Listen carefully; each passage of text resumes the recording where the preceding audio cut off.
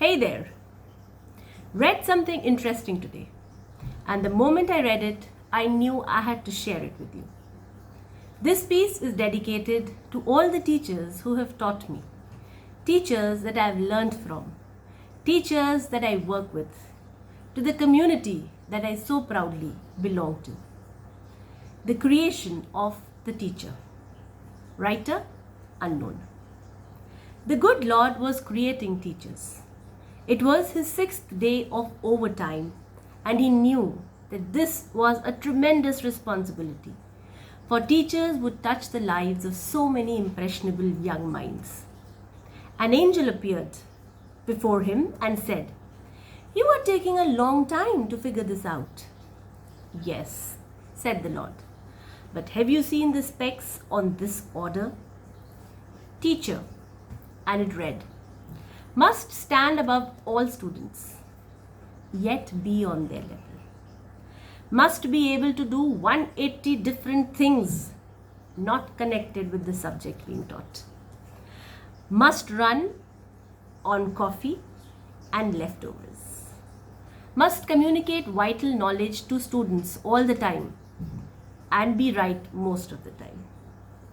Must have more time for others than for himself or herself.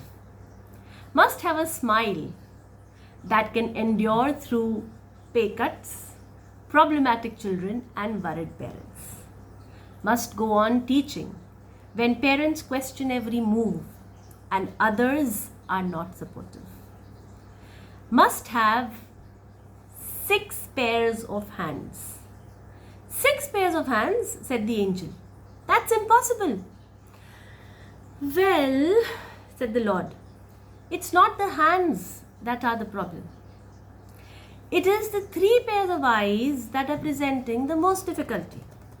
The angel looked incredulous. 3 pairs of eyes on a standard model?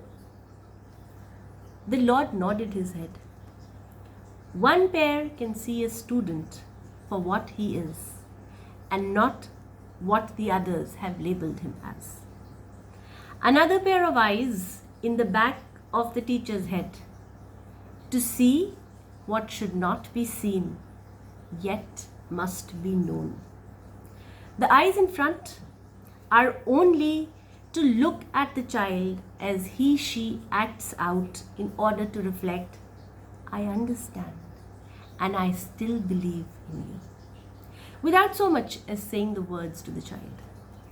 Lord, said the angel, this is a very large project, and I think you should work on it tomorrow. I can't, said the Lord, for I have come very close to creating something very much like myself.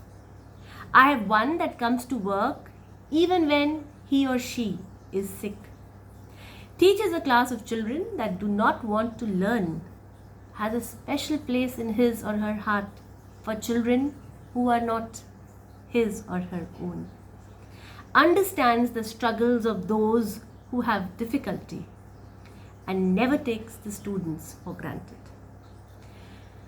The angel looked closely at the model the Lord was creating. It's too soft-hearted, said the angel. Yes, said the Lord, but also tough. You cannot imagine what this teacher can endure or do if necessary. Can this teacher think? Asked the angel. Not only think, said the Lord, but reason and compromise. The angel came closer to have a better look at the model and ran a finger over the teacher's cheek. Well, Lord, said the angel, your job seems fine, but there is a leak. I told you we're putting too much into this model. You cannot imagine the stress that will be placed upon the teacher. The Lord moved closer and lifted a drop of moisture from the teacher's cheek. It shone and glistened in the light. It's not a leak, it's a tear, he said. A tear? What is that? What is a tear there for? The Lord replied with great thought. It is for the joy and pride of seeing a child accomplish even the smallest task. It is for the loneliness of children who have had a hard time to fit in. And it is for compassion for feelings of their parents. It comes from the pain of not being able to reach some children and the disappointment those children feel in themselves. It often comes when a teacher has been with a class for a year and must say goodbye to those students and get ready to welcome a new class. "My," said the angel, "the tear thing is a great idea. What a genius you are, my lord." The Lord looked somber and said, "I did not put it there."